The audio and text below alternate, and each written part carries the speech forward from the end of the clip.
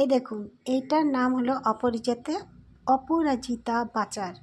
এটা অপরাজিতা বাচার কম, অপরাজিতা বাঁচাল বেশি দেখতে লাগে এই বউটাকে।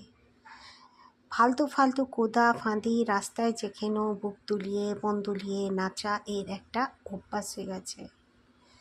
এই ঠাকুরকে নিয়েও মজা করে ভীষণ একটা ভিডিও দেখেছিলাম এর, যে সুদামার ওই নাচটা নিয়ে এমন করে নাচছিল বেশরমের মতন।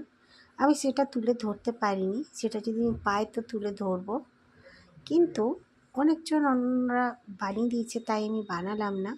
বাই দ্য ওয়ে, এই যে অপরাজিতা বাচার, তুমি নাচ করো ঠিক আছে, কিন্তু একটু সভ্যতাপূর্ণ নাচ করাটা বেশি ভালো হবে, ঠিক আছে?